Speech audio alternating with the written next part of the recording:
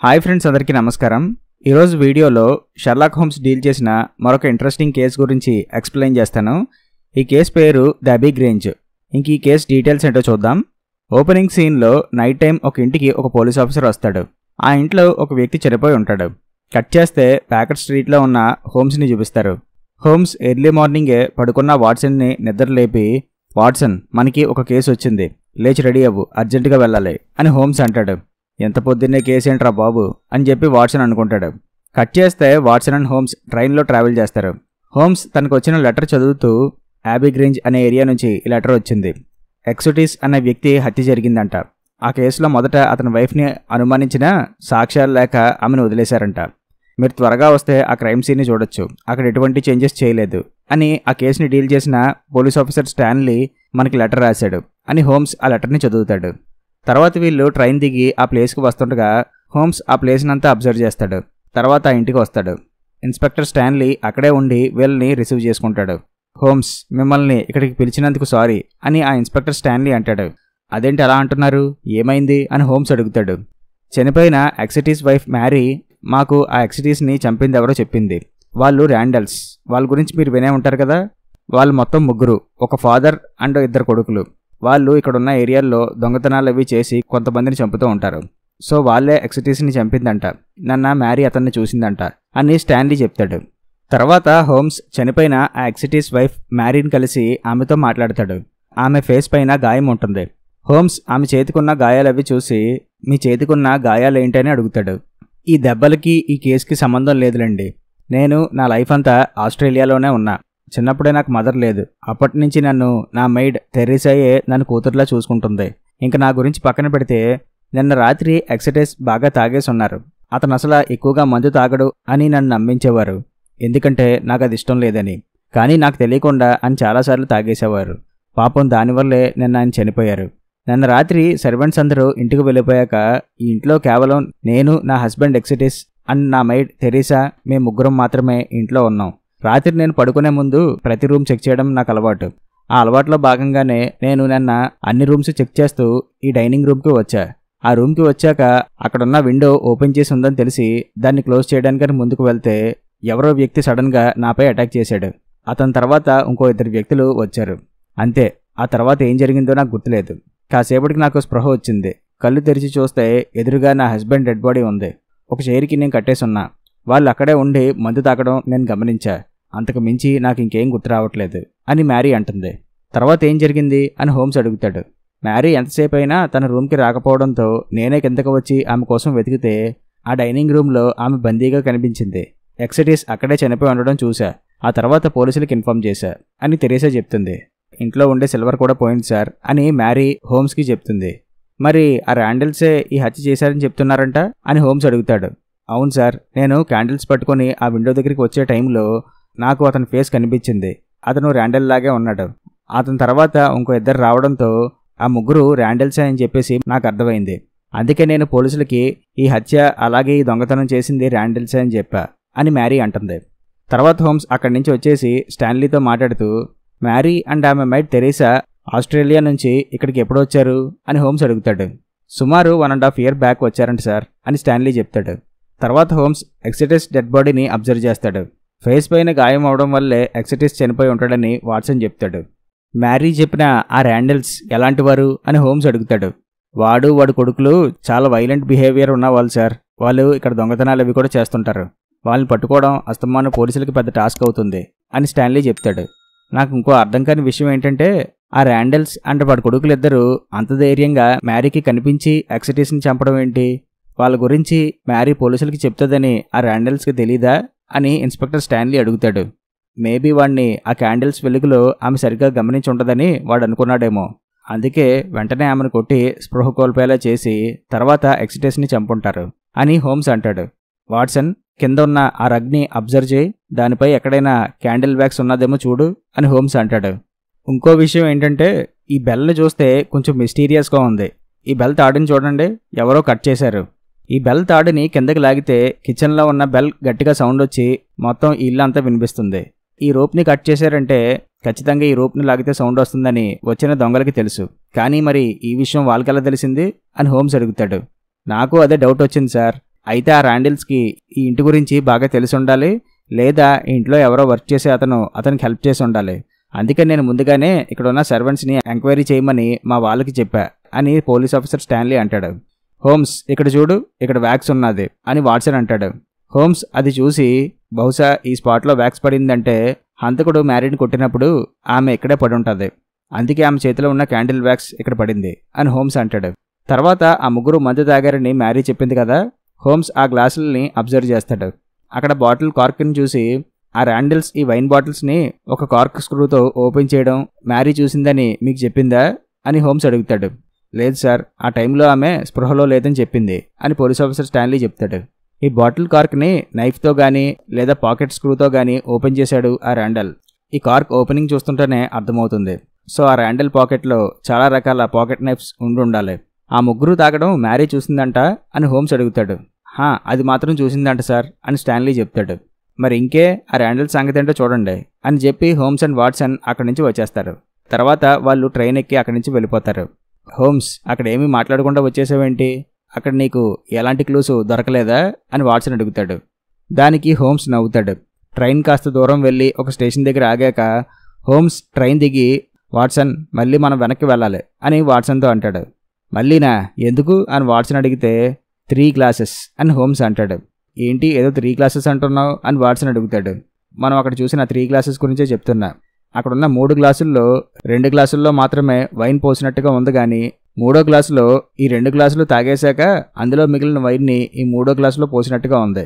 ఒక గ్లాసులో వైన్ పోసి అది తాగితే ఆ గ్లాస్ చుట్టూ మరకలా కడుతుంది, కానీ 3వ గ్లాస్ దగ్గర అలా లేదు, అది కొంచెం షైనింగ్గా ఉన్నది.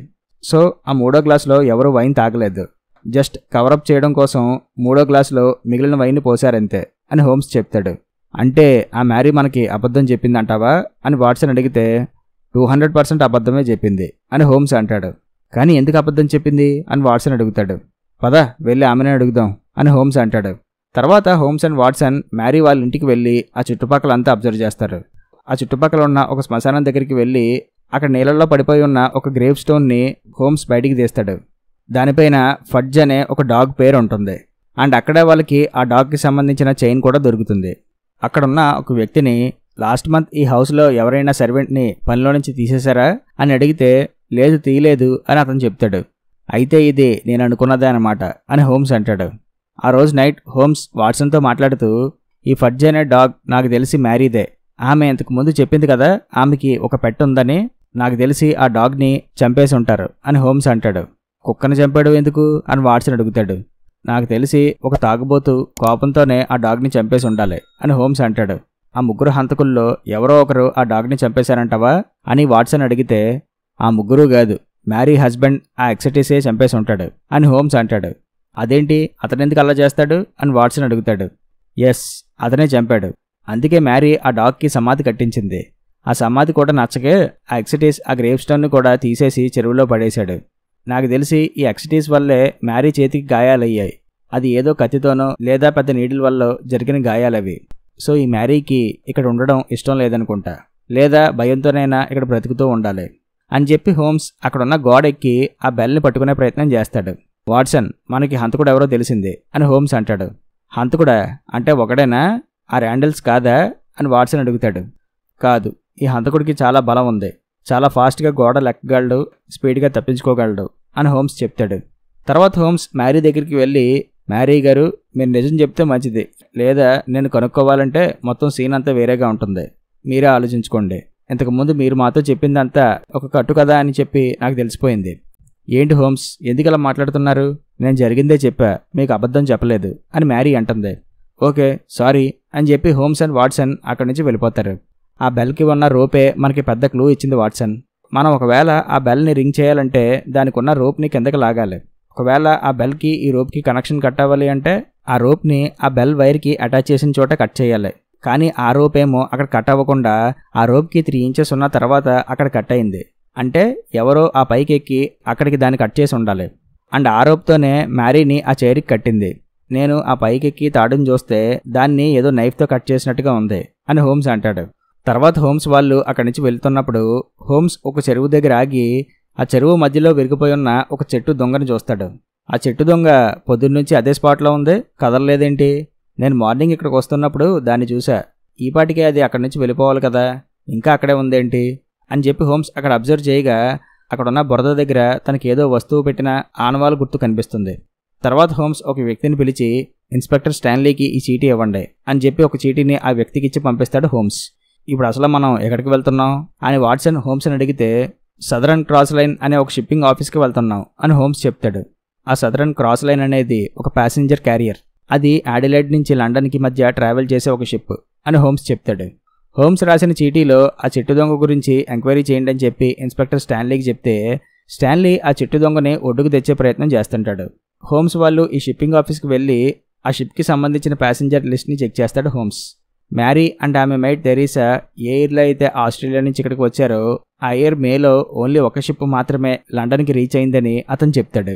మరోపక్క ఆ చెట్టు దొంగల్ని ఒడ్డుకు తెచ్చిన స్టాన్లీకి ఆ చెట్టు దొంగలకి కట్టేసున్న సిల్వర్ వస్తువులు దొరుకుతాయి. ఆ షిప్లో మ్యారీ అండ్ తెరీసా తప్ప ఇంకెవరూ వాళ్ళతో పాటు ట్రావెల్ చేయలేదని అతను చెప్తాడు. ఇప్పుడు ప్రెజెంట్ ఆ షిప్ ఎక్కడుంది అని హోమ్స్ అడిగితే అది గల్ఫ్ నుంచి సుయేజ్కి వెళ్లే మధ్యదారిలో ఉందని అతను చెప్తాడు. అవును, మీ షిప్లో వర్క్ చేసే మీ ఆఫీసర్స్ని ఎవరినైనా వేరే వేరే షిప్స్కి ట్రాన్స్ఫర్ చేస్తుంటారా అని హోమ్స్ అడుగుతాడు. లేదు, అలా వేరే వేరే షిప్కి ట్రాన్స్ఫర్ చెయ్యం, ఏ షిప్ ఆఫీసర్ ఆ షిప్లోనే వర్క్ చేస్తాడు అని అతను చెప్తాడు. కానీ మీ పాయింట్ నాకు అర్థమైంది హోమ్స్. ఆ షిప్కి సంబంధించిన ఆఫీసర్ని నేను రీసెంట్ టైమ్స్లో ఇక్కడ ఎక్కడైనా చూశానా అనేగా మీరు అడుగుతున్నారు అని అతను అంటాడు. మీరు చాలా తెలివైన వారు, ఇప్పటికి తెలుసుకున్నారు అని హోమ్స్ అంటాడు. నాకు ఆఫీసర్ ఎవరో తెలుసు, అతని పేరు జాక్. అతను ఇప్పుడు ఆ షిప్లో వర్క్ చేయట్లేదు.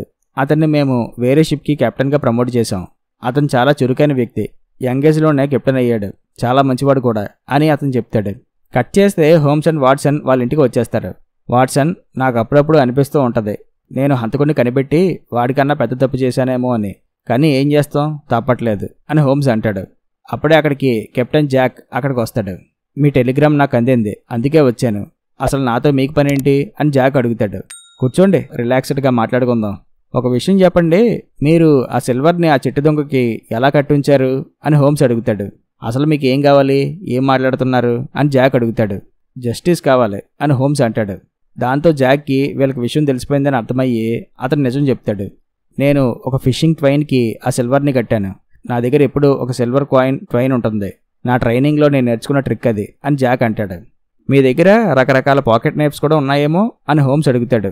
ఎస్, ఉంది. అయినా ఈ విషయాలన్నీ మీకెలా తెలుసు, అసలు ఎవరు మీరు అని జాక్ అడుగుతాడు. నా గురించి వదిలేయండి, ఆ బిగ్ రేంజ్లో లాస్ట్ నైట్ ఏం జరిగిందో చెప్పండి చాలు. నిజం మాత్రమే చెప్పండి, అబద్ధం చెప్పకండి. ఒకవేళ చెప్పారో నేను మిమ్మల్ని వదలను అని హోమ్స్ అంటాడు. దాంతో జాక్ ఇంకా జరిగింది చెప్తాడు.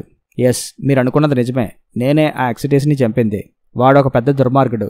వాడిని చంపినందుకు నేనేమీ బాధపడట్లేదు, కానీ ఇందులో మ్యారీని ఇన్వాల్వ్ చేయడమే చాలా బాధగా ఉంది. నేను మ్యారీని మొదటిసారి షిప్లో చూసా, అప్పుడే ఆమెను ఇష్టపడ్డా, ఆమెతో పరిచయం పెంచుకున్నా. నేను ఆమెకి ప్రపోజ్ చేసే టైంలోనే ఆ షిప్ లండన్కి వచ్చేసింది.